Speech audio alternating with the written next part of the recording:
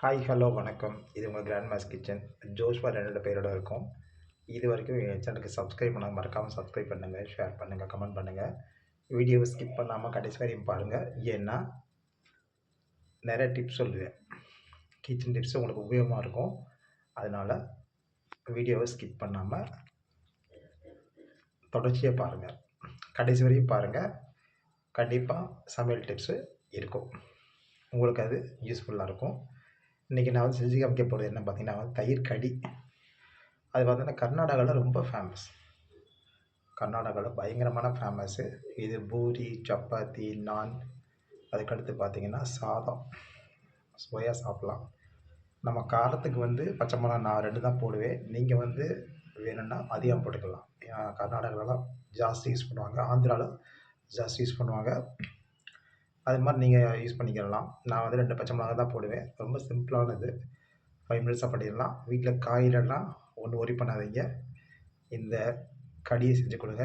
குழந்தைகள் மற்ற பெரியவங்க நல்லா சாப்பிடுவாங்க. ரொம்ப சுவையாக இருக்கும், டேஸ்டியாகவும் இருக்கும். வாங்க வீடியோக்குள்ளே போய்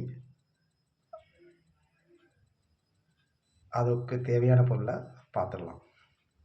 தயிர் கடிக்கு தேவையான பொருள் என்னென்னு பார்த்தீங்கன்னா ரொம்ப சிம்பிள் தான். இதை பார்த்தீங்கன்னா வீட்டில் காய்கறி இல்லை அப்படின்னா நீங்கள் தயிர் கடியை தாராளமாக பண்ணலாம். ரொம்ப சிம்பிளாக இருக்கும். இது கர்நாடகாவில் ஃபேமஸான ஒரு கடின்னு சொல்லுவாங்க. ரொம்ப ஈஸியாக இருக்கும். இதை பார்த்தீங்கன்னா தயிர் ஊற்றிருக்கேன். தயிர் 1 கப் தயிர் எடுத்திருக்கேன். நெக்ஸ்ட்டு 2 பச்சை மிளகா போட்டிருக்கேன்.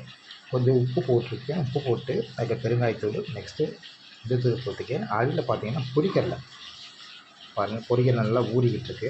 பொரிக்கடலை 1 டீஸ்பூன் தான். பொரிக்கடலை நல்லா 1 டீஸ்பூன் நல்லா ஊறிருக்கு. பொரியல் நல்லா ஊறணும். ஸோ ஊறணும்னா நல்லாயிருக்கும், சூப்பராக இருக்கும். சாப்பிட்டீங்கன்னா இது பூரி, சப்பாத்தி, நான் தொட்டுக்க செம்மையாக இருக்கும். இந்த கடி நல்லாயிருக்கும். நீங்கள் சாப்பிட்டு பார்த்தீங்கன்னா, அதாவது காய்கறி இல்லாமல் செய்கிறது தான். ரொம்ப சத்தானது கூட, ஈஸியாக பண்ணிடலாம். இதை பார்த்தீங்கன்னா தொட்டுக்க சைடிஷ் நான் பார்த்தீங்கன்னா மோர் மிளகா வார்த்தை வறுத்துட்டேன். நெக்ஸ்ட்டு பார்த்தீங்கன்னா எனக்கு பிடிச்சமான நெய் மீன் கருவாடு பாருங்கள் பொரிஞ்சிக்கிட்டு இருக்கு.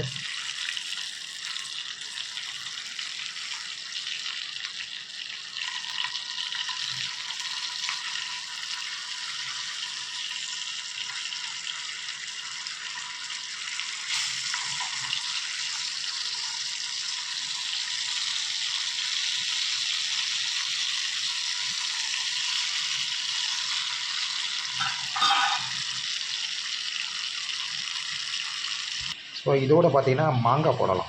மாங்காய், சின்ன வெங்காயம் போடலாம். சின்ன வெங்காயம் இப்போதைக்கு இல்லைனாலும் சின்ன வெங்காயம் போடலை. சின்ன வெங்காயம் 4 பீஸ் போட்டுக்கலாம். நான் ஒரு தக்காளி எடுத்திருக்கேன். தக்காளி லைட்டாக கட் பண்ணி போட்டால் போதும். ரொம்ப சூப்பராக இருக்கும். அதுக்கு பொரிக்கிறதுக்கு நல்லெண்ணெய் அல்லது தேங்காய் எண்ணெய். நான் ரீஃபைண்ட் ஆயில் தான் ஊற்றிருக்கேன். நல்லெண்ணெய் ஊற்றினா ரொம்ப சூப்பராக இருக்கும், சுவையாக இருக்கும். இதை முதல்ல நல்லா பேஸ்ட் பண்ணிடுவோம்.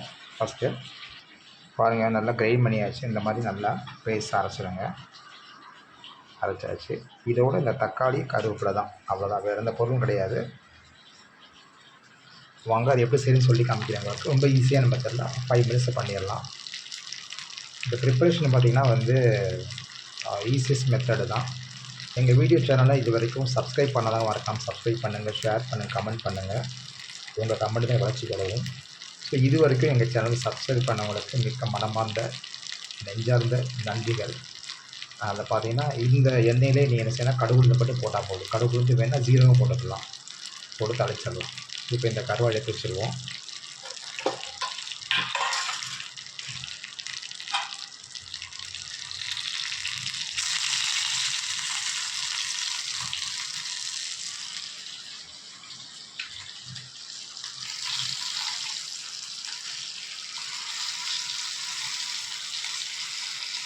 வீடியோவை ஸ்கிப் பண்ணாமல் பாருங்கள். ஏன்னா அந்த இன்பிட்வீன் கேப்பில் நிறைய கிச்சன் டிப்ஸ் சொல்லுவேன்.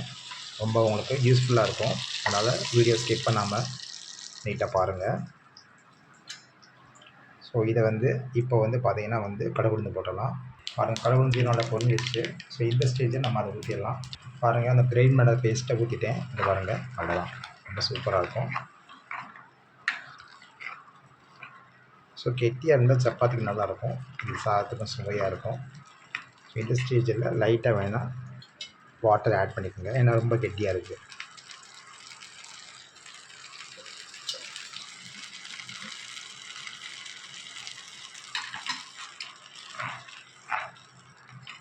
நெக்ஸ்ட்டு பார்த்தீங்கன்னா இந்த தக்காளி கருவேப்பிலை, அவ்வளோதான். இதில் பார்த்தீங்கன்னா வந்து மாங்காய் இருந்தால் மாங்காய் ஒரு பீஸ் போட்டுக்கலாம், ஏன்னா தயிர் புளிப்பு தான், மாங்காய் போட்டால் இன்னும் சுவையாக இருக்கும். பாருங்கள், பார்க்க அமேசிங்காக பாருங்கள், சூப்பராக இருக்குது.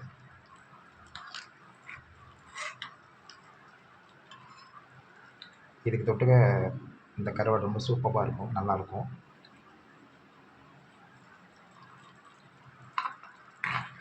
பாருங்கள், பார்க்கறதுக்கு நல்லா இருக்கா, அருமையான டிஷ் இது. ஏன்னா மார்னிங் பண்ண பூரி இருக்குது, ஸோ அந்த பூரியை சாப்பிட்டுக்கலாம். இந்த இருக்குது பூரி இருக்குது, பூரியை வச்சு சாப்பிட்லாம். அதை இங்கே சாதம் இருக்குது, கேரளா ரைஸ் தான், நல்லாயிருக்கும்.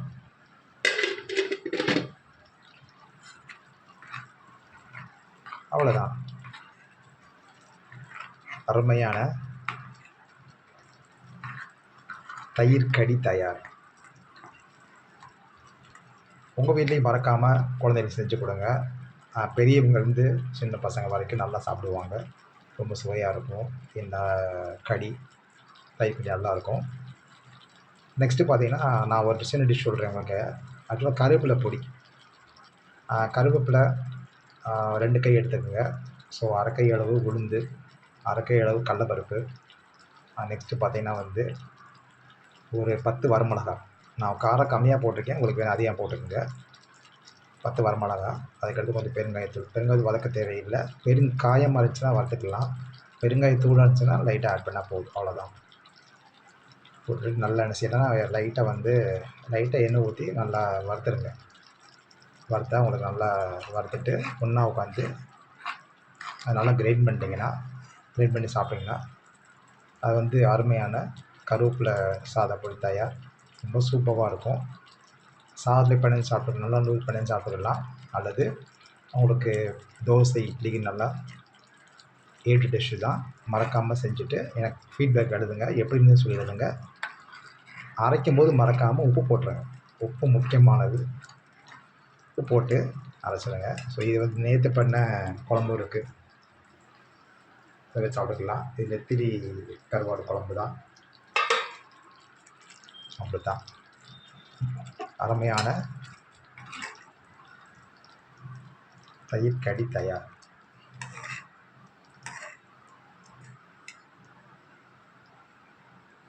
Thank you for watching.